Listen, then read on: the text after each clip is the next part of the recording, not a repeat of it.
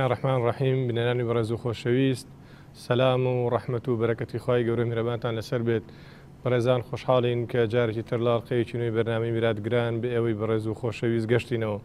ومێدەکەین کە بتوانین لە ڕێگەیەم بەرنمەیەوە لە ژیانی مامۆستایان و زانایانی ئەم ئومەت و مامۆستایان ئەم کوردستانەماندا چەندوانە و پندێک وەرگرین بۆ زیاتر کارپێکردن بەوەی کە هانمان بدەن لەسەر خوێندن و خوێندەواری و بەدەستخستنی زانست تاکو بتوانین خزمەت بە خۆشمان و بەڕۆڵەکانی میلەتەکەشمان بکەین. دیارە بەرنامەی ئەم جارەمان چوینەتە قەزای کەلار و لە ناحیە ڕزگاری لە خزمەت مامۆستای زۆر بەڕێز و خۆشەویست جەنابی مامۆستا تارق هەمەوەندی. ومێدەکەین کە بتوانین لە خزمەت بەڕێزیانە لە چەند وتەیەکی بەڕێزیان بەهرەمەند بین کە جەنابیان ئێستا پێشنوێژ و وتار خوێنن لە مزگەوتی ئیمامی حەمزە لە ناحیەی ڕزگاری. مامۆستای خۆشەویست سەرەتا سوپاس دەکەین بۆ دەرفەتەی پێداین لە بەرنامەکە. خواتان لێ ڕازی بێ بارەک الله فیکم خۆشزای خێشتان باتون انشاءالله مەمنونی مادومتان انشاءالله خێر مامۆستای جان. پێمان خۆشە مامۆستای بەڕێز ئەلحەمدولیلا بەڕێزتان وەک ئەوەی کە لەم دەڤەری گەرمیانە سوپاس بۆ خوای گەورە چەندین تەلەبەی باشتان پێگەیاندووە و چەندین فەقی باشتان پێکەیاندوو بە فەزلی خوای گەورە تا ئاستی ئەوەی زۆربەیان ئێستا بوونەتە مامۆستای ئاینی و هەروەها زۆربەیان ئێستا لە کولەی شەریعە خوێنن ئەلحەمدولیلا. بەڕێزان ڕۆڵێکی کاریگەرتان هەیە و دیارتان هەیە سواز بۆ خوای گەورە بۆیە حەزمان کردو ئێمەش بەرنامەکەمان ڕەنجین کەین بە سەردانیکردنی بەڕێزتان بۆەوەی بینەرە بەڕێزەکانمان زیاتر ئاشنایی جەنابی مامۆستا بن. حەزەکەین خۆت بناسێنی و ساڵی چەند لەدایک بووی و لە چ گەڕەکێک. بسم الله الرحمن الرحيم الحمد لله والصلاة والسلام على سيدنا محمد وعلى آله وصحابته ومن والاه. من طارق حسن عزيز هموندي لعشيرتي هموند لصالي 1970 لدايق بوم لدي سالم لناوچەی زەنگاباد لە گەرمیان. ئیتر پاش لەدایک بوونیشم طبعا هەر لەو ناوچەیە ماینەوە تا نزیکەی 8 ساڵ پاشان ڕۆیشتونەتە کفری مدەتێکیش لە کفری بووین. ئەمجا لە تقریبا لە ساڵی 83ەوە هاتووینەتە کەلار. لە چەندی تەمەن تا چوویتە بەرخوێندن؟ واللهی وابزانام ساڵێکی پێشتر ساڵی و بەڵێ ساڵە پێشووتر ڕۆشتمەتە یعنی لە ساڵی تقریبا 76 من ڕۆشتمەتە هەر لە دیەکەی خۆمان ڕۆشتمەتە قوتابخانەی ئاسایی یعنی قوتابخانەی ئاسایی. مامۆستا ئەو قوتابخانەی ئاسایی تا چەندت خوێند وەکو حکومی؟ 6 زانستیشم تەواو کردێ لە قوتابخانەی ئاسایی و لە مەعهەدیش وەرگیرابووم لە باقوبە ساڵێکیش دەوامم کرد. مەعهەدی ئیسلامی یان مەعهەدی تەکنیکی بەڵێ ئەویشت تەواو کرد؟ بەڵێ بەڵێ. ئەی مامۆستای بەڕێز حەزەکەین بزانین یانی ئێستا بەڕێستان وەکو مامۆستایەکی ئاینی یانی دەورە بینن بەڕێستان چێ بووە هاندەرتان بۆ خوێندنی زانستی ئاینی ئەگەر ئەومان باس بین؟ لە سەرەتا من هەردوو باپیرەم کەسێکی متەدەین و ڕوولەخوا بوون. حاجی عەزیز کە مەشهورە لە تقریبا زۆربەی کوردستان خەوێکی حاجی عەزیز گێڕاوەتەوە کە باسی قەبرەکە و ینی باسی حاڵەتی ناوی قەبرەکە بۆ خۆم گوێم لێ بۆ بەس نەمزانیەوە باپیری بەڵێ و هەروەها باوکی باوکمە و محێدینیش کە باوکی دایکمە و هەردویان برای یەک بوون واتە دایک و باوکم ئامۆزان. زۆر کاریگەریان هەبووە لەسرم پێشا لە لای محێدین زۆر لەوێ مامەتەوە هەتا من شانازیم بەسەر هاوڕێکان ما کرد ئەمود من دوو باوکم هەیە ئێوە یەک باوکتان هەیە ینی نەمەزانیە وا مەزانی دوو باوکم هەبووە ئەو کاتە کە مناڵ بوو. یعنی محێدین لە سەرەتاوە زۆر تەئسیری تێکردم زۆر بە چیرۆکە خۆشەکانی و بە ئەو کەسێکی ینی ڕۆشنبیر بوو ئەگەر چی ئەو کاتانە خەڵک زۆر لە قوتابخانەش نەبوون بەڵام ئەو زۆر ڕۆشنبیر بوو. پاشان لە خزمەتی باپیرمە کە هاتینە با بڵێن کفری لە خزمەتی باپیری ترمە باوکی باوکم عەزیز حاجی عەزیز زۆر لە خزمەتی ئەوا بووم و ئەو فێریە کردم کە نوێژ بکەم کە ڕۆژوو بگرم لەگەڵ بیرم دێ ینی کە تەمەنم 10 ساڵان بوو خۆی و داپیرم هەڵەسان بۆ پارشێ و منش لەگەڵیانە هەڵەسام لەو کاتانە هەر لە مزگەوتی ئیمام محەممەد کە ئێمە لەوێ بووین لەو سەردەما پیاوێکی تیا بوو حاجی سەکران بە ڕەحمەت بێ پیاوێکی ڕوولەخوا بوو ئەو زیاتر فێری نوێژیەکردین فێری قورئانیەکردین سەرەتاکان لە لای ئەوە دەسم پێ کرد پاشان کە هاتمە با بڵین لە پۆلی دوی متەوەستە ناوەندی هاتینە کەلار لە کەلار ئاشنا بووم بە چەند برادەرێک و چەند هاوڕێیەک لەوانە حاجی قاسم کە پیاوێکی تاجر و بازرەنگانە ئێستا ئەوان زیاتر ئەیان بردم بۆ لای کەسی ئەو کاتانە کەسانێک هەبوون مامۆستا محەممەدی حاجی فەرج دەرسێدایەوە لە مزگەوتی بازاڕی کەلار و هەروەها مامۆستا مەلا محەممەدی هۆرێن کە لە مزگەوتی شافعی ئیمام خەتیب بوو ئەو کاتانە لە خزمەتی ئەوانە ئیتر دەسم کرد بە سەرەتاکانی خوێندنی ئاینی وەکو قورئان و تەفسیر و ئەوانە لە خزمەتی ئەو پیاوە بە ڕێزانە هەر لە ڕێگای ئەوانیشەوە ئاشنا بووم بە ڕادیۆی دەنگی نیدا ئیسلامی سعودیە نزیکەی 4 دانە ساڵ ئەتوانم بڵێم دەگمەن بەرنامەی نور على دەربی سعودیم لە دەست دەرەچوو بۆیە هەر بەهۆی ئەو بەرنامەوە زۆر ئاشنای فقه بووم زۆر ئاشنای مەسائلە شەرعیەکان بووم تا تقریبا ساڵی 90 یعنی هەتاوام پێهات بوو خۆم ئەمتوانی هەندێک کتوبی شەرعی بخوێنمەوە بەهۆی ئەو بەرنامەوە یعنی بۆیە شانازی ئەەکەم کە من ئەتوانم بڵێم خۆم بە یەکێک لە قوتابیەکانی ئبن باز و ابن عوثەیمین و ئەوان ئەزانم بەهۆی ئەو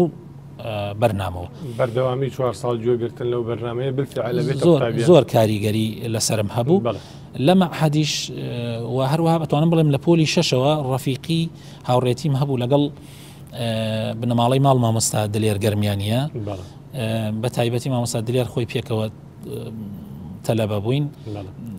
لە مەعهەدیش هەر پێکەوە بووین مامۆستا دلێر گەرمیانی طبعا پێش ئێمە دەستی بە خوێندنی شەرعی کردبوو ئیتر ئەوەش هانیەدان بۆ ئەوەی کە مەسەڵەن زیاتر فقه سونەی سەید سابق لەوێ لە مەعهەد دەستمان کرد بە خوێندنی لە مەکتەب ئەتوانی بە دراسەوە بە یەک یعنی کۆمەڵی 18 تەلەبە بووین لە پەیمانگا لەوێ بە یەکەوە ئیتر دراسەمانە کرد بە یەکەوە و مامۆستا دلێر زیاتر ئەیدایەوە پاشان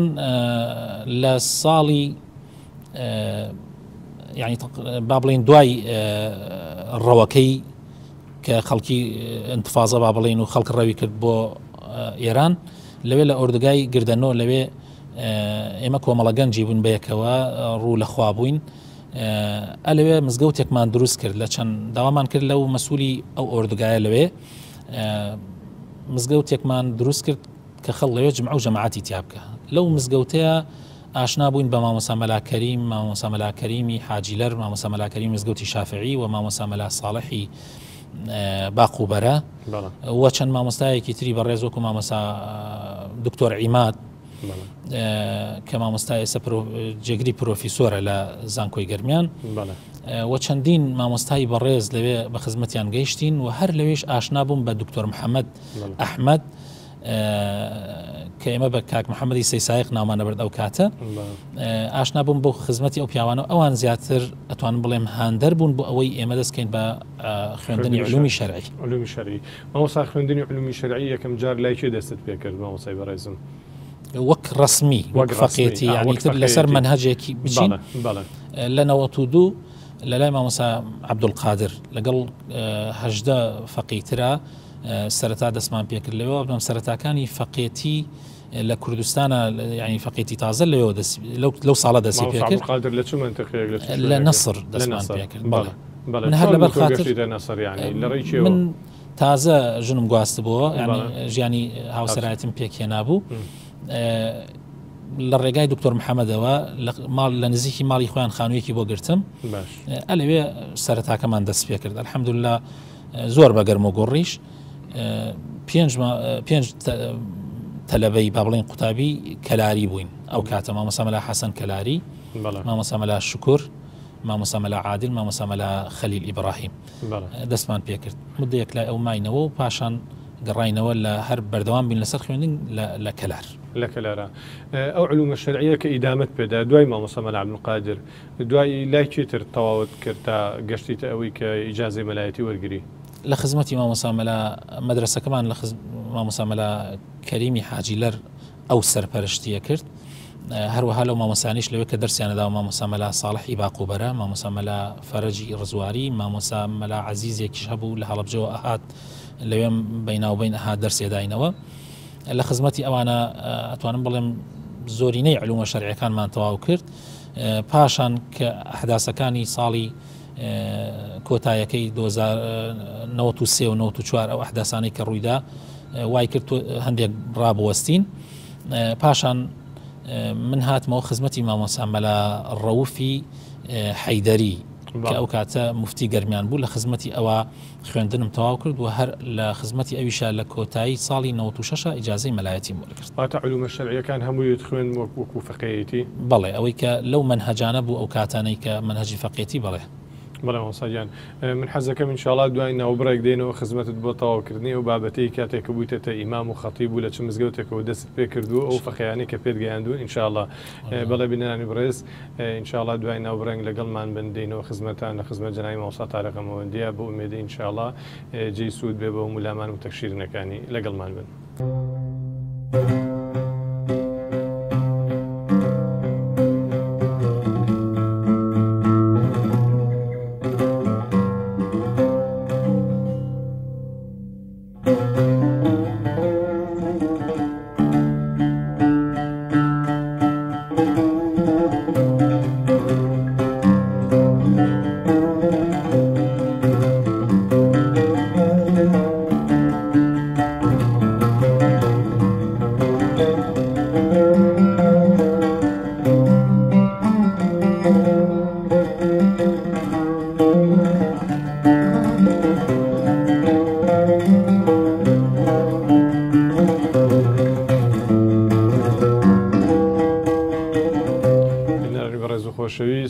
السلام عليكم ورحمة الله وبركاته.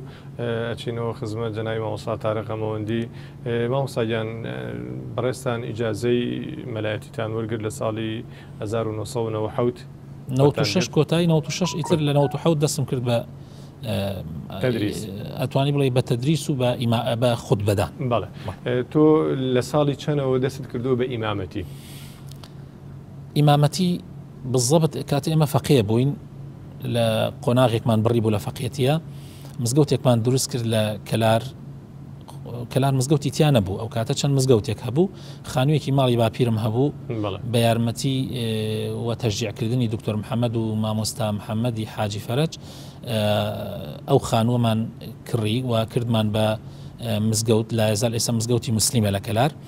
لەوێ لەگەڵ مامۆستا مەلا حەسەن کەلاریە سەرەتایی دەستپێکردنی ئیمامەتمان لێەوە بوو. بەڵێ، ئەو کاتە تەمەنە گەڕایەوە بۆ چەند ینی چەند ساڵ بوو ینی دەست کرد بە ئیمامەتی؟ 21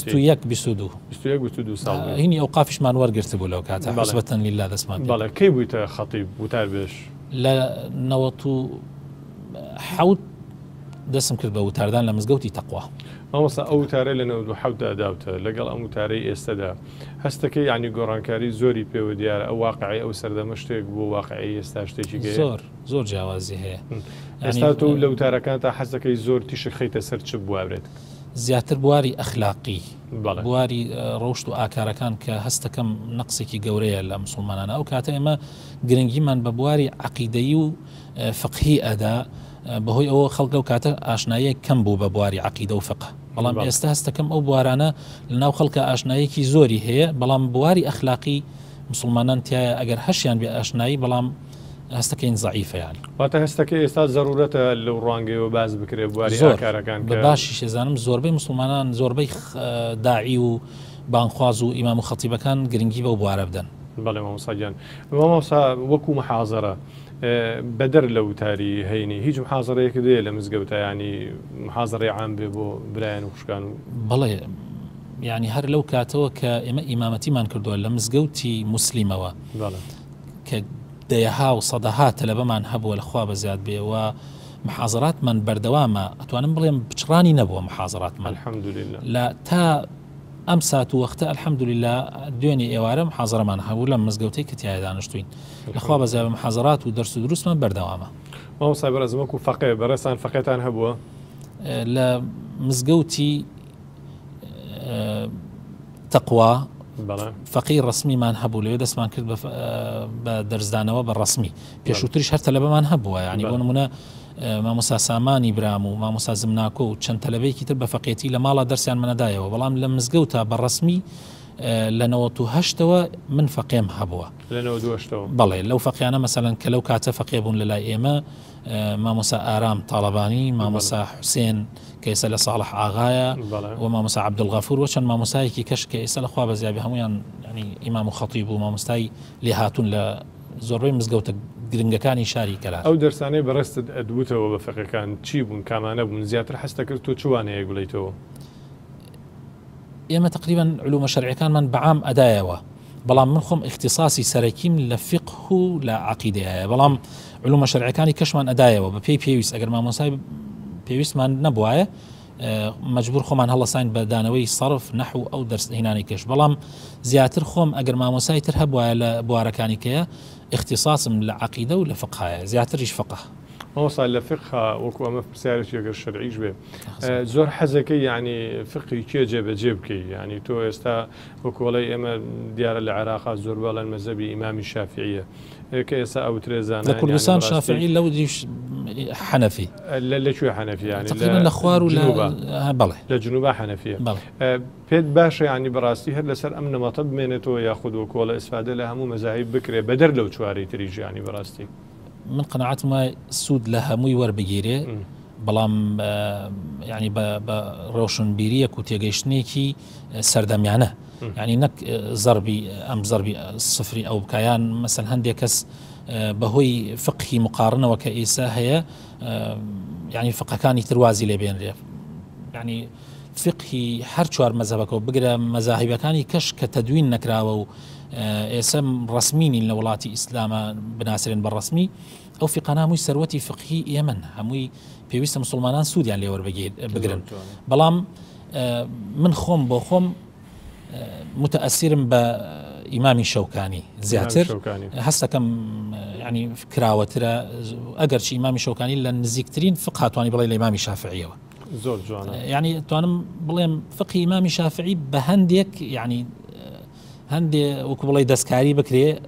لەسەر ئەو شێوازەی کە ئیمامی شەوکانی لەسەری چووە ئەگینا وەکو دەرسی تەدریس زۆربەی تەدریسم لەسەر مەزهەبی ئیمامی شافعیە بەڵام وەکو بۆچوونی فقهی خۆم شخصی و هەندێ جاریش بە پێویستی ێزانم فتوای لەسەر بدرێ مەزهەبی ئیمامی شەوکانیە مۆستا باسی فتوات کرد ینی حەزەکەم بزانم ئایا لە هەرێمی کوردستانە لە هەر شوێنێک کە مسلمانانی لێبێ ضرورە لیژنەی فتوا هەبێ و ئەو لیژنەی فتوایە ینی بەڕاستی تا چەندێک دەتوانێت خزمەت بە ئەو خەڵکە بکاکە لە دەوروبەریایەتی تەوحیدی فتوا لە هەموو وڵاتێکە زۆر زەڕورە پێویستە لیجان هەبێت تایبەت لە هەم زۆربەی وڵاتە ئیسلامیەکانە لیجانی تایبەت هەیە بۆ فتوا لە وڵاتی ئێمەش یەکێتی زانایان هەڵساون بە دروستکردنی لیژنەی فتوا لە شارەکانە و لیژنەیەکی فتوای باڵا دەستەیەکی باڵا بۆ هەموو کوردستان بەڵام وا هەستەکەم بە گوێرەی پێویست پشتگیری ناکرێت لەلایەنی حکوومەتەوە لە سەردەمی وەزارەتەکەی حاجی کامیلە خوای تەعالا پایەدارتری کە هەوڵێکی باشیدا لە ڕاستیە لەو بوارە و هەوڵیدا لیژنەیەکی فتوای باڵای کوردستان دروست بکرێت بە سەرپەرشتی وەزارەتی ئەوقاف و ڕسمیەتێکی باشی پێ بدرێ و چالاکیەکی لەم لیژنەی فتوای زانایانە زیاتر ئەنجام بدە لە کاتی خۆیان من یەکێک لەوانە لە گەرمیانە منی هەڵبژارد بۆ ئەو هینە تر نازانم چۆن هەڵبژاردنەکە لەسەر بەچی هینێک بوو بەچی تەقیمێک بوو بەڵام من لە گەرمیان من هەڵبژێراوم 24 مامۆستایی بەڕێزی تیا بوو لە هەموو بوارەکانە لەوانە مامۆستا ئەحمەدی شافعی لەوانە دکتۆر بەشیر لەوانە ینی مامۆستای لە بەرز یعنی ئێستا کە ناوەکانیشیان لە ڕاستیە لای من هەیە دکتۆر محەممەد پێنجوێنی مامۆستا تاهیر بامۆکی دکتۆر مادێح مامۆستا یاسین دەروێش یعنی مامۆسایەکی زۆر کاتە لە سەردەمی وەزارەتەکەی حتا مەستەفا زەڵمیشی تیا بوو بەڵێ ینی لە هەموو اختصاسەکان کرد سەری گرد ینی جێبەجێ بوو ئەلەو کاتانە سەردانی سەرۆکی حکوومەتی هەرێممان کرد سەردانی سەرۆکی هەرمیشمان کرد کاک مەسعود بۆی پشتگیریمان کە بەڵام بەداخەوە یعنی هەوڵەکان هەستەکەم سەری نەگرت لە ئەخیرا ئیتر شتەکەوەکو خۆی ماوەوە ئێستا ئەم لیژنەی کە هەیە ئێستا لیژنەی فتوامان هەیە لیژنەی فتوای باڵامان هەیە لە هەرێمی کوردستانە یعنی ئەو لیژنەیە تا چەندێک توانێتی کاریگەری هەبێ ڕۆڵی هەبێ لە ناو خەڵکیە یعنی بۆ هەموو حەدەسەکان قسەی خۆی هەبێ تا حدێک لە نەبوون باشترە هەوڵێکی باشە الحەمدولله بەڵام لە ئاستی پێویستانە بەڵام بوونی هەر باشترە لەوەی کە نەبێ بەڵام بەڵێ ئەگەر بکرایە ئەمە بکرایە بە سەرپەرشتی حکومەتی حکومەت هینێکی جیهەتێکی ڕسمی تر بواە لە حکومەتە و کەسانێکی پسپۆرتری تیا بواە من وا هەستەکەم ئەوە زیاتر سوود مامۆستا لە بواری خوێندنی خۆتە وەکەوەی کە ئیجازەی شەرعی وەرگرت و بوویتە زانایەکی ئاینی بەدەر لەوە هیچ دەوراتێکی تر لە دەرەوەی وڵات بینی و چوویتە دەرەوە ینی بزانی ئێمە ئەڵێن لە مەزاهیب بە وەختی خۆی مامی شافعی کە لە بەغایە بووە فقێکی داناوە بەس کاتێک کە سەردانی میسری کردووە ئەو فقەی لا بردووە فقێکی تازەی تری داناوە ینی سیرێکی زانای ئاینی ضرورەکە بگۆڕە لە وڵات بۆ وڵات تا ئەو چین و توێژانش ببینێ بەڕاستی ئایا ینی مامۆستای بەڕێز بۆ خۆت ینی سەردانی دەرەوەی وڵاتت کردووە غێری ئێرە بێگومان سواز بۆ خۆی گەورە دەرفەتی بۆ ڕەخساندین لە ساڵی 2009 لەگەڵ کۆمەڵێکی زۆر لە زانایانی کوردستان نزیکەی 21 مامۆستا هەڵبژێرراین و ماوەی 2 مانگ و نیو لە میسر ماینەوە لە ئەزهەر لەوێ ئاشنا بووین بە خزمەتی زۆرێک لە مامۆستا ڕێزەکانی ئەزهەر لە عباقیرە و دکتۆر و پرۆفیسۆرەکانی ئەزهەر لە خزمەتیان نەماینەوە 2 مانگ و نیو دەورەیەکی خولێکی زۆر چڕ و پڕمان لەوێ بینی لە ڕۆژێکا جاری وا هەبوو یعنی یەک ڕۆژ ئێمە دەرسمان نەبوو کە ڕۆژی جەژنی قوربان بوو 2 مانگ و نیو ڕۆژانە 3 محاضەرەی 2 سعاتیمان هەبووە لە هەموو بوارەکانی شریعەتە بە تایبەتی بوارە تازەکان ینی ئەوەی کە پێویستە سەردەم لەوێ بە خزمەتی دەیەها ینی مامۆستای ئەزهەر لە بەرزەکان لە خزمەتیان نابووین زۆر سوودمان وەرگرت هەروەها لە ساڵی 2012 خی گەورە بۆمانی ڕەخسان جارێکی تر ڕۆیشتینە ئوردن لەوێ لە مرکزی ئیمامی شافعی لە ئوردن هەم خولێکی باشمان لەوێش بینی ماوەی تقریبا 30 ڕۆژ بەسەرەوە الحمدلله زۆر سوودمان وەرگرت لەوەش هەندێک علومی شەرعی تازە بە تایبەتی مەقاصدی شەریع و ئەوانە و ئوصولی فقه و هەندێک علومی ترمان لەوێ الحمدلله هیچ گۆڕانکاری لە بەڕێستانە دروست کرا دەوراتانە زۆر هەستەکەی ضرور بە مامۆستایانی تر من هەستەکەم ینی ئەگەر بکرێ حکومەتی هەرێم ینی وەکو جهتێکی ڕسمی یارمەتی مامۆسایان بدا ئەو کارە ئەنجام بدەن هەروەها بەنخوازانیش و ڕێکخراوەکانیش ئەگەر بتوانن دەستە مامۆسایانی ئاینی بگەین ئەو شوێنانەوە بتوانن دەرەوەی وڵاتیش ببینن و چیان بە مامۆسایانی کەش بکەوێت زۆر مهمە من یەک لە هینەکەی لەوێ شتێک بۆ جەنابتە گەڕمەوە هەندێک مامۆسامان لەگەڵا بوو تۆزێک یعنی دەمارگیریان هەیە بۆ مەزهب باش لەوێ لە خزمەتی شێخی ئەزهەرە دانیشت بووین ئەیانویست ئەیانزانی من تۆزێک کەمتر تەعەسوب و دەمارگیریم هەیە بۆ مەزهب ئەیانویست تۆزێک بخەنە مووقفێکەوە پرسیارێکیان لە شێخی ئەزهەر کرد لەو کاتە کە دەربارەی تەلاقی 3 بە 3 وتیان مامۆستا لە کوردستانە هەندێک کەس هەیە تەلاقی 3 بە 3 بە یەک تەلاق حسابەکە و یعنی وەکو بڵێ لەسەر فتوای ئیمامی شافعیان 4 مەزهبەکە ناچێت شێخی ئەزهەر لەوێ فەرمووی سەیرم دێ ئێوە مامۆستای ئاینی وابیر بکەنەوە ئێمە لە ئەزهەر بە 7 مەزهب فتوادەین نەک بە مەزهبێ بە 7 مەزهب وا پێویستە مامۆستای ئاینی لە هەموو بوارەکانە شارەزایی هەبێ و بتوانێت حاجەی وەختی مسلمانان چارەسەر بکە کەمادەم ئەدلەیەکی شەرعی بەهێزی پێ بە فتوای پێ بدە بەڵێ مامۆستاجان ینی پێم خۆشە بزانم ینی بەڕێستان الحەمدولله نووسینتان هەیە کتێبتان هەیە لە بواری عەقیدە کتێبیشتان هەیە لە بواری فقهدا ینی پێم خۆشە بزانم لەکەیەوە دەست کردووە بە نووسین ئەم نووسینەی کێ هاندەرت بوو چ کتێبێک کاریگەری لەسەر تۆ هەبوو کە حەسکەی تۆش بنووسی دکتۆر محەممەد ئەحمەد زۆر هاندەرم بوو بۆ نووسین و دەستپێکردنی نووسین لە ساڵی 93 و 92 من هەندێک نامێکەکەم نووسیەوە پیشانی ئەومدا وتی پەلەی لێمەکە لە نەشرکردنیا پاشان مراجعی کەرەوە ئیتر بەردەوام ساڵ بە ساڵ حتا ئەوش پێمی ناوت من هەر چاپم نەکرد و مراجعەمە کردەوە لە بواری چیان نووسی یەکەم نووسینت بواری چی بوو هەر تەرجمەی هەندێک چیرۆک بوو یەکەم نووسین وتوێژ بوو و ئەوانەی کە مامۆستا حەبیب محەممەد سەعید هەیە بوو وتوێژی قوتابیان و ئەوانە پاشان دەستمان کرد بە تەفسیر 4 جزءم لە تەفسیر نووسیەوە ئەو کاتانە کە تەفسیر نەبوو تەفسیری کوردی نەبوو ڕاستی ئیلا ئەوەی مامۆستا مەلا عوسمان متەوەل بوو بەڕەحمەت بێ بەڵام من تەفسیرێکی مختصرم نووسیەوە 4 جزئیشم لێ نووسیەوە بەڵام ظروف و ئەمان هەن یعنی ئەو کاتە ظروف نەیەڵات چاپی بکەین هەتا بە دەستنووس لا یەزال ماوە دەستنووسەکە هەندێکی هەندێ پەڕی خۆت احتیمال تەگرێت سەر تەفسیری چی تەفسیرێک دەخوێندەوە لا تقريبا نزیکەی دە تەفسیرمان بەکار ئەهێنا و لەوانە تەفسیری مامۆسا خاڵ و تەفسیری مامۆسا مەلا عوسمان ئەو تەفسیرانەی کە هەبوون متەوەل بوون ئێمە سوودمان لێ وەرئەگرت لەگەڵ تەفسیرە عەرەبیەکانە تەفسیری ابن كثير و تەفسیری طەبەری و تەفسیری ئیمامی قورطوبی ئەمانە تقریبا نتوانم بڵێم مەسادیرە سەرەکیەکان بوو لەو کاتەکە دەستمان کرد بە نووسین پاشان کەس تەماشامان کرد تەفسیر الحەمدولله بەرەبەرە زیادی کرد و نووسەرەکان یعنی سوپاس بۆ خوا توانیان هەندێک تەفسیری کورتیش بنووسنەوە ڕاستی من ئیتر لەوە وەستام و مامۆسایەک وەسیەتی پێکردم کەوا پەلە نەکەم ئەمە بێڵمەوە حتا تەمەنم لە ئاخری تەمەنە ئەوەی کەمە پرۆژەی ئاخری تەمەنم بۆیە من ڕاستی هەڵامەتەوە تا ئێستا یعنی ئێساش هەر لە ئومێدم هەیە ئینشان ڕۆژێ پێداچوونەوەی بکەمەوە دەستی پێ بکەمەوە بەڵام ناژزانم ئاخری تەمەنکەیە بەڵام دامناوە ئاخر پرۆژەی ژیانم بێ دوای ئەوە تەفسیری دەستمان کرد بە نووسینەوەی کتێبی فقهەکە پوختەی فقی شریعەت بە بەڵگەی قورئان و سنت کە زیاتر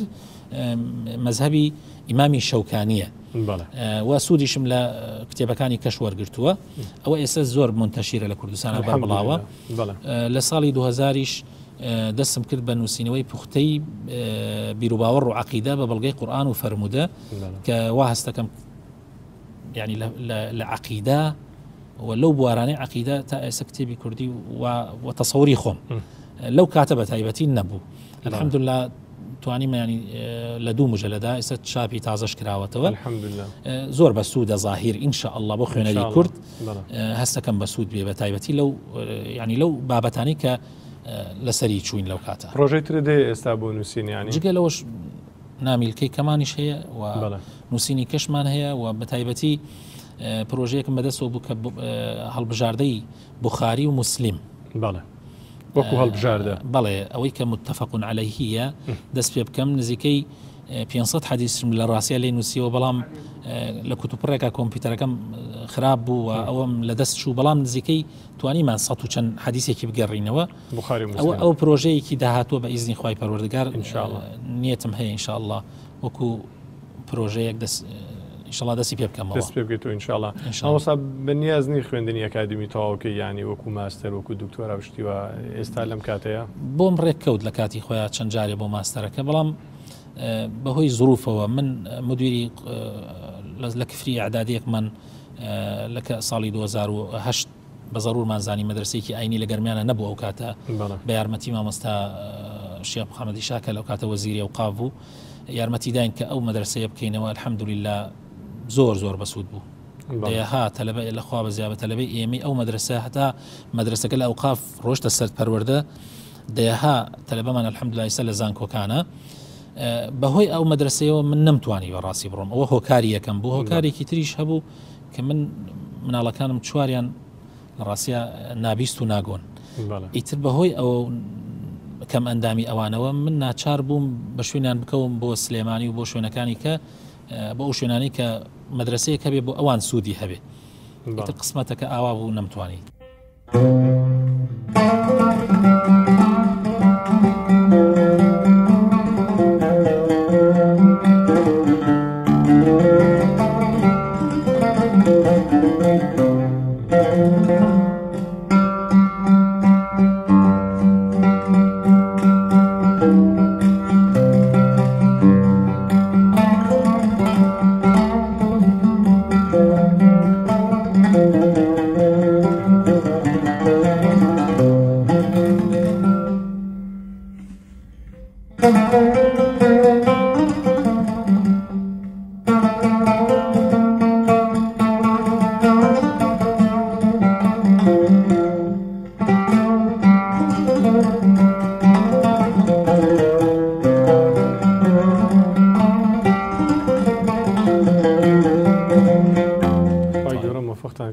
مناڵە بەڕێزەکانی شوبە بەڕاستی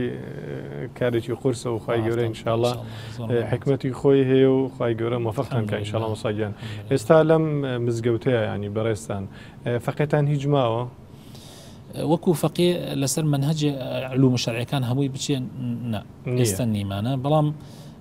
لەخوا بە زیاد بێ ینی لە چەند علمیەکە بەڵێ کۆمەڵێک تەلەبەمان هەیە لەخوا بەزیابێ لە کفریەوە دێن بۆ ئەیرە لە کەلارەوە دێن بۆ ئەیرە الحەمدولله هەن ئەو ڕۆژانی کە من لێرم چەند ڕۆژێک طبعا لێرم ئەوان دێن بۆ ئەیرە دەرسەکە ئەخوێنن پاشان من ئەگەڕمەوە بۆ سلێمانی لە سلێمانیش لەخوا بەزیابێ کۆمەڵێکی تر تەلەبەمان هەیە پار 36 تەلەبە الحەمدولله ئیجازەی فقیان وەرگرت هەر پار الحەمدولله کە تێکەڵە بوون لە هەموو کوردستان لە هەموو ئەو شوێنانی کە من ئەتوانم دەرسیان بم هەتا هەندێکیان لە ڕێگای تۆڕە کۆمەڵایەتەکانەوە دەرسیانم داوەتەوە الحەمدولله ئیتر لەسەر کتێبەکانی خۆمان کتێبەکەی خۆم ئیجازیان وەرگرتووە بەڕاستان وەکو ڕێکخراو ئێستا دیارە لە وڵاتی ئێمە ڕێکخراوی زۆر هەیە بۆ خزمەتکردن هەر یەکەو بە بواری خزمەتکردن و یارمەتیدان و خوێندن و زانست و زمان و ئەمانە بەڕاستان تا ئێستا لە هیچ ڕێکخراوەکە بەشداریتان کردووە وەکو بەشداری ڕسمی من ئەندامم لە ڕێکخراوی یەکێتی زانایانی ئاینی ئیسلامی کوردستان و مەسئولی ناوچەی کفریشم لایەزال تا ئێستا الحەمدولله تا بتوانم چالاکیم تیا کردووە ینی لە کفریشا چالاکی زۆرمان ئەنجام داوە ئێستش هەر لە ڕێکخراوێکمان پێک دروست کرد لەم ساڵی پار ڕێکخراوی بانخوازان ئینستیتیوتی بانخوازان لەگەڵ کاک دکتۆر عەبدولواحید و مامۆستا شێرزاد و کۆمەڵێک لە مامۆستا بەڕێزەکانی کوردستان لەخوا بەزیاوی بەردەوامی لەسەر کار و چالاکیەکانمان و لە چەند ڕێکخراوێکی کەش ینی دەرسم هەیە لە ڕێکخراوی شافعی دەرسم هەیە و لە ڕێکخراوی ئیبن جەزەری هەر دەرسم هەیە ینی هەر شوێنێ بزانم خزمەتی ئیسلامی تیا ئەکرێت لە هەر شوێنێکە بە ئیزنی خۆی پەروەردگار قسووری ناکەین خۆی گەڕمە فەختان کە مامۆستا پێم خۆش ینی بەڕاستی مامۆستایانی ئێستا ینی بەعام ینی بەگشتی هەستەکەی ینی بەڕاستی لە بواری خوێندنە ئێستا زۆرێک لە مامۆستایان سوپاس بخوا هەوڵە دێن خوێندنی ئەکادمی زۆرتر بەرەو پێشەوە بەرن وەکو بەدەزێنانی بڕوانامەی ماستەر و دکتۆرا هەستەکەی ئێمە زەرورەتێکی هەبێ بۆ شەهادەی ئێستا و بۆ خوێندکار و ینی قوتابی زانستی شەرعی ئێستا من بە فرسەتی ێزانم کە مامۆستایان چەند ساڵ مەحروم بوون لەوەی کە ئەو شەهادانە بەدەست بێنن کە مستحقی ئەو شەهادانن بەڕاستی مامۆستایانی کوردستان بە زەڕور ێزانم بەدەستی بێنن بەڵام زۆرێک لە مامۆستایانمان بینی کە پێش ئەوەی ئەو شەهادانیان هەبێ بە تایبەتی ماستەر و دکتۆرا زۆرتر خزمەتیان نەکرد بەڵام بەداخەوە کاتی ئەبینی هەند طبعا ئەمە وەکو نمونەیەک ینی مەرجنی هەمووی وابێ الحەمدولله کەسی واشەیە هەر بەردەوامە لەخوا بەزیابێ لەسەر خزمەتی خۆی بەڵام هەستەکەی لە دوای ئەو شەهادانەوە خزمەتیان کەم بووەتەوە وەکو پێویست نییە خزمەتەکەیان جا من بە زەڕور ێزانم ینی بخوێنرێت ئەوە بەدەست ئەو شەهادانەش بەدەست بهێنرێ بۆی بتوان لە زانکۆکانە و لە پەیمانگاکانیشە مامۆستایانی ئاینی خزمەت بکەن بەڵام نەوەک ئەو شەهادانە ئاخر هینیان بێ آخر محەطەی زانستیان بێت بزانن ئیتر دوای ئەو شەهادانە ئیتر ئەبیاوان لە خزمەت واز بێنن ئەوە خاڵێکە من وەکو ملاحەزەیەک لەسەر زۆرێک لە مامۆستایان هەڵە مامۆستای بەڕێزا بەڕێستان فەرموود ئەچمە سلێمانیش و یەمە لە سلێمانی لە مزگەوتت هەیە وەکو ئیمامەتی تیا بکەی بەڵێ وەکو حوسبەتەن لیلا تقریبا نزیکەی ساڵێک لە مزگەوتی شێخ سەعیدی پیران لەوێ ئیمامەتمە کردووە هەندێک جار وتاری عەسران و ئەوانەی ڕەمەزانیشم داوەتەوە لێ خەڵکەکە الحەمدولله زۆر تێکەڵین بەڕاستی چەند ساڵە لە مزگەوتی مامۆستای بەڕێز لێرە بەڵێ لێرە 3 ساڵ نوێش خوێنتان زۆرە لێرە لەخوا بەزیاد بێت یەکێک لە مزگەوتە قەرەباڵغەکانی گەرمیان ئەم مزگەوتە بە تایبەتی لە ڕەمەزانانە هەر زۆر خەڵک دێ بۆ ئێرە بەڵێ ئەگەر بڵین ینی مامۆستای بەڕێز ئێستا مسلمانان لە چ ئاستێکە ینی بەڕاستی پێت خۆشە مسلمانان ئێستا لە چ بوارێکە پێشتر باست کرد کە من حەزەکەم لە بواری ئاکارەکانە زیاتر قسەی لەسەر بکەن مامۆستایانی ئاینی هەز ناکەی لە ڕوانگەی ینی بەڕێز تەفسیری قورئانیش و لە ڕوانگەی فقیشەوە هەردوو لە ئەوانە کەمتر ئیشی لەسەر کراوە مامۆستای بەڕێز يعني بيقومان يعني وهستكم لزوربي لا نشرعي كان يعني نتوني بلي علوم شرعي كان يعني قصوري هي شو يما مزيكي بسوبين صالك يعني بلي كرد خوي جور الروجي اللي كردوته الحمد لله دس كراوة لمباري أخص بلي بتايبتين باس كردستان كم بلي يعني قصوري هي وكم كرتي هي بلام يعني زيادة من وهستكم أزمي يما أزمي أخلاق يعني مسلمانان نازن شو أخلاق يعني بمعنى فراوانيكي لا مباركة شوازي تعامل لقل يكا يعني إما مسلمانان كمنين وعلومی شەرعیش بەعام لەناو مسلمانانی کووردا ئێستا لە ڕادێک بەڵێ ینی وەکو جاران نییە وەکو ساڵەکانی نەوەتەکان نییە ینی زۆر فەرقی کردووە پیاوێکی بە تەمەنی نەخوێندەوار ئێستا لەخوا بەزای زۆر شتی پێ بەڵام چۆن تەعامل بک بەو علمە چۆن هەڵسوکەوت بکە ئەوە زۆر کێشەیە لەم چەند ڕۆژە لە مزگەوتی یەکا لە سلێمانی لە مزگەوتی شێخ سەعیدی پیران مامۆستایەکی بە تەمەنی 50 ساڵە بێ هاتە لام یعنی زۆر تێک چوو بوو ڕەنگی یعنی وەکو بڵێ گەشتووە ینی ئەو پڕی حاڵەتی تووڕایی شکاتی حاڵی خۆی لێکردم کە مامۆستایەک لەوێ بۆ بە ئیمامەت و دژمنی سنەتی پێغەمبەرە صلی الله علیه وسلم منیش وتم بۆ دژمنی سنەتی پێغەمبەرە صلی الله علیه وسلم وتی لەبەرەوەی هاتووە پێشی مەغریب هاتووە تەنها مزگەوتەکە 5 دقیقە ماوە بۆ بانگ نوێژی سنەتی تەحیە مزگەوتی نەکردووە ئەمە دژمنی سنەتی پێغەمبەرە صلی الله علیه وسلم نابێ ئاوا ئەبێ نوێژی سەبەب لە دوای عسریش نوێژی سەبەب ئەوەی کە هۆکاری هەیە ئەتوانی بیکەی من زۆر سەیرم هات یعنی کە ئەو مامۆستای هەر مامۆستایشە ینی مامۆستای قوتابخانەیە بەڵام فەهمی ئاوایە ئەمجا زۆر بە تووڕەیی و ئەویست وەڕەئی خۆی ئەوی لە ئەمڕۆ بەدەوە هەجری ئەو ئیماماکەم یعنی هەجر بۆ معنایە کە قسەی لەگەڵا ناکەم سەلامی لێ ناکەم زۆر سەیرە لەسەر مەسئلەیەکی فەرعی فقهی کە سنەتێکە ئەگەر نەیشیکەی گوناهبار نەی شێوازە ینی لە ڕاستیە ئەمڕۆ ئوسول و فروع لە مسلمانان تێک چووە ینی مەسائلی بیدعا بە تایبەتی مەسئلەی بیدعا ینی مەسئلەیەکە لە ڕاستیە لە سنووری خۆی تێپەڕی کرد ئەوەتەوێت پێمان بڵێ مامۆستای بەڕێز ئێستا لە ئێستا مسلمانان زیاتر ئەوەندەی باوشکن بێکە و پشتی یەکتری بگرن هەستەکەی لە زۆر لە بوارەکانە پشتەکەن یەکتری و لەیەکی ژەدەن بێگومان ینی بە تایبەتی ئێمە مشکلەکەمان لەوەیە زۆرێک لە مسلمانان نازانن ئوسول چییە فروع چییە فەرع و ئەسڵ تێکەڵ ئەکەن یعنی وای پێ هاتووە کە زۆر مسلمان زۆر کەس لەگەڵ براکەی خۆیان قسە ناکات تەنانەت لەوانەیە برای دایکی و باوکیشی بێ قسە ناکە لەسەر مەسئلەیەکی فەرعی کە خلافێکە لە بینی مەزاهیبەکان یا ئەتوانی بڵێ بین سەحابەکانی پێغەمبەر بووە صلی الله علیه وسلم تا ئەمڕۆ تۆ بۆ خۆت ئاساییە بەلاتەوە یەکێک لە مزگەوتەکەدا نوێژخوێنی مزگەوتەکەی خۆت بێ ینی بەجیا لەوەی کە تۆ فتوای پێدە یا بەجیا لەوەی کە تۆ ڕەئید لەسەری هەیە جێبەجێ بکەی سنەتێکە هەر ئەرکانەکە ئەو بە پێچوانەی ئەوە تۆ بیکا کە ئەویش بەڵگەی خۆی پێ ئاساییە بەلاتەوە زۆر ینی هەر ئەتوانم بڵێم تا ئەو پەڕی ئاساییە چونکە من قەناعەتم ئێمە مادام لە ئوسولە متفقین لە فروعیشە ینی زۆر ئاساییە جیاوازیمان هەبێ لە سەحابەوە هەبووە تا ئەمڕۆ بەردەوام ئەو جیاوازی هەر هەبووە حتا لە ئەزهەر شێخی ئەزهەر ئەو کاتە باسی ئەم مەسائلی جیاوازیە کراوتی ئێمە لە فروعی فقهیە نزیکەی ملیێنێ مەسائلی فەرعیمان هەیە کە زانایانی ئیسلام زانایانی ئەهلی سونە و جەماعە خلافیان تایە هەیە ملیێنێ يعني ئەگەر بێت و ئێمە هەر لەسەر هەموو مەسئلەیەکی فەرعی کێشەیە بنینەوە یعنی بیری لێ بکەرەوە چەند فیرقەمان لێ دەرەچی تەسەور ناکەم لە کوردستانە دوو کەس هەبێ نەک دوو مامۆستا ئاینی دوو کەس هەبێ متفق بن لە هەموو شتەکانە یعنی کەوابوو ئێمە ئەبێ لە ئوسولە متفق بین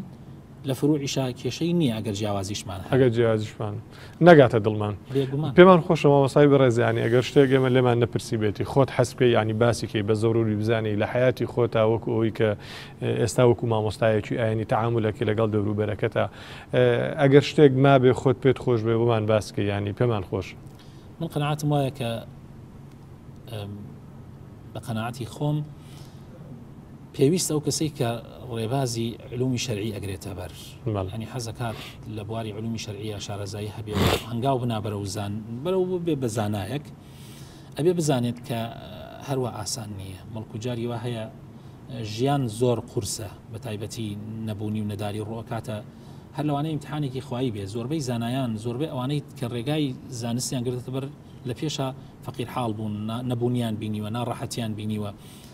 نابێ ئەوە ساردیان بکاتەوە بیرم دێ ئەو کاتانەی لە باریکە بووین لە ساڵی 92 سەرەتای فەقێتی ڕسمیمان بوو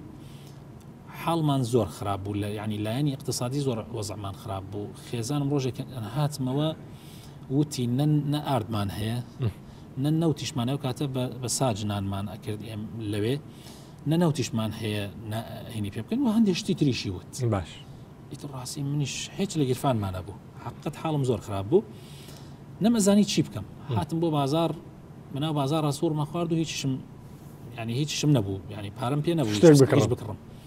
مناڵیشتان هەبوو دکتۆر محەممەد مناڵمان نەبوو مناڵتان دکتۆر محەممەد ئەحمەد پێم گەشت پاش سەلام و دراوسێ بووین وتی با پێکەوە پیاسەیە بکەین پیاسەیە بکەین گەشتە لای دوکانی ئارد لەو کاتە ئارد فرۆش وتی فەردەی ئارد بەچەنە کابرا وتیوە 92 دینار وتی کەمتر زیاتر وتی 91 بۆ جەنابەت وتی دەبی خەرە سەر عەرەبانەیە باش گەشتین بەلای نەوت فرۆش بەخوا ئەمەی کە بۆت باسەکەم هەر واقعێک بوو لە ژیانی خۆمە گەشتە لای نەوت فرۆشەکە وتی جلیکانی بەچەنە وتی 15 دینار وتی بە جلیکانەکەش وتی بە جلیکانەکەشەوە خسێ سەر عەرەبانەکە پاشان هەندێشتی کەش ئەمجا بە عەرەبانەکە وتی ماڵی ئێمە ناسی وتی بەڵێ وتی بەرامبەری ماڵی ئێمە ماڵێکەیە بە لە دەرگاوی بێ بۆ ئەو ماڵە ینی ماڵی ئێمە خۆشتی لەگەڵای بەڵێ خۆشم لەگەڵا جامەشتم مامۆسا محەممەد پێویست ناکەوە الحەمدلله وتی هەر وەکو واجبێکی خۆم بەجێ هێنم معلەم خۆشی دەستی نەڕۆشت ینی ئەو شتانە کە پارەکەی نەدابوو بەخوا ئەو کاتە بە قەرزیشی کرد بەڵام نازانم یعنی چۆن ئەمە خوا ئەوەی خستە دڵیەوە چۆن ئەو ینی بەستەوەی کە تەلەبەی علومی شەرعی بەو حاڵەشەوە ئەبێت یعنی سەبری هەبێت وخۆش بە تەکید پەکی ناخا و ئێمە الحەمدلله بەو هەموو قۆناغانە تێپەڕ بووین و الحەمدلله گەشتینەتە ئەمڕۆ سواز بخۆی خی گەورم وەفەختان کە کۆتاوتەی ئێوە بۆ بەرنمەکەمان لەسەر ئەوەی کە وەکو مامۆستایەک حەزەکەی تعاملت چۆنە لەگەڵ ئەهلی مزگەوتە بۆ خۆت یعنی بەڕاستی لەگەڵ مامەحاجیەکانە لەگەڵ گەنجەکانە لەگەڵ مناڵەکانە تعاملی تۆ تێکەڵاوی لەگەڵیانە یاخۆ دەرۆکو ئیمام و خەتیبێک واجبی خۆت جێبەجێیەکەی تو ئەڕۆی قەناعەتم وایە مامۆستای مزگەوت جگە لەوەی کە وەکو وتاربێژێک و پێشنوێژە کارەکان هێدا ئەبێز لانی کۆمەڵایەتیشی زۆر بەهێز بێ ئەبێت تێکڵاوی خەڵک بکە لە خۆشی و ناخۆشەکانیانە ئەبێت تێکڵاویان بێ ئەبێ خۆشەویستێکی وا دروستکە یعنی ناتوانم بڵێم وەکو خۆشەویستی سەحابە بۆ پێغەمبەری خۆشەوی صلی الله عليه وسلم بەڵام هیچ نەبێ هەنگاوێک بێ لەو هەنگاوانە یعنی ئەبێت بالفعل میراتگرانی پێغەمبەر صلی الله عليه وسلم ئەو ڕێگایە بگرنە بەر کە پێغەمبەری خوا صلی الله عليه وسلم ولكم في رسول الله صلى الله عليه وسلم أسوة حسنة يعني پێغەمبەری خوا صلی الله عليه وسلم چۆن تعاملی لەگەڵ ئەهلی مزگەوت لەگەڵ سەحابەکانی خۆیان کردووە ئێمەش ئەبێ وابین هەواڵ پرسین و لە سەردانیان و لە بەدەمەوە بوونیان و بەتەکید ئەو حقوقانی کە واجبە لەسەرمان ئیتر ئەوە ئەکات لە ڕاستیە خەڵک زیاتر محەبەتی هەبێ بۆ دین زیاتر محەبەتی هەبێ بۆ مامۆسای مزگەوت و بۆ هەموو ئەو شتانی کە لە مامۆسای مزگەوتەوە وەری ئەگرن ئەگەر خەڵک تۆیان خۆش نەوێ وەکو مامۆسایەکی مزگەوت قسەکانیشت وەرناگرن بازانستەکەشت بە پێز و مامۆساییان ئێمە لە کۆتاییە دووبارە زۆر سوپاسانەکەین خی گەورە مەفەختان کە خۆشحاڵ بوون کە لەم بەرنامەیە لە خزمەت بەڕێستانەوە بەس من لە کۆتاییە هەرڵێم من سوپاسی جەنابتانەکەم بە دەرەجەیەک سوپاسی هەموو ئەو کەسانەشەکەم لە مامۆستا بەڕێزەکانم لەو کەسانی کە یارمەتیان داوم لە باوکم لە دایکم کە باوکم ڕۆژێ لە ڕۆژان ڕێگر نەبووە لەوەی کە من ئەم ڕێگایم گرتوتە بەر هاوسەرەکەم کە هاوسەری گەورم من دوو خێزانم هەیە هاوسەری گەورم و هەروەها هاوسەری بچووکیشم کە زۆر یارمەتیان داوم بەڕاستی وەکو هاوکارێک لەسەر ئەم ڕێگا هەروەها سوپاسی هەموو ئەو کەسانەش یەکەم کە لە ژیانمە کاریان بۆ ئاسان کردم بوونەتە هاوکارێک لە مزگەوتەکانە چوومەتە هەر مزگەوتی من چەندین مزگەوت گەڕاوم چوومەتە هەر مزگەوتێک سوپاس بۆ خوا کۆمەڵێکی کەس بۆ خوا لێ بڕاون و هاوکار بوون لەگەڵما الحەمدولله سوپاسی هەمویانەکەم و سوپاسی بەڕستانەکەم دووبارە خی دەستان خۆش بێ خۆشحاڵ و مامۆساییان بەڵێ بینەرانی بەڕێز و خۆشەویست ئالێرەدا بۆم شێواتینە پایانی ئەم جارەی ئەڵقەی میراتگران ومێ دەکەین کە توانی بێتمان لە ڕێگەی بەرنامکەوە چنووتەیەکی بە سوودی جەنابی مامۆستا و ئەو هەموو کۆسپانە و ئەو هەموو زانستەی کە لە لای مامۆستایانەوە وەریان گرتووە بەو هەموو ناڕەحەتیانی کە پێی گەشتون و ئێستاش گەیاندنی کە الحەمدولله وەکوڵە لێبڕاوانە لە خزمەتی مسلمانانان لە مزگەوتانەیە و لە ناحیەکەیانە سوپاس بۆ خی گەورە کە توانی بێتمان ئەم پەیامشمان گەیاندە بێ و ئێوەش و ئێمەش سوودمەند بێتن تاڵقەیەکی تر و بەرنامەیەکی تر بەخوای گەورەتان ئەسپێن خواتان لەگەڵ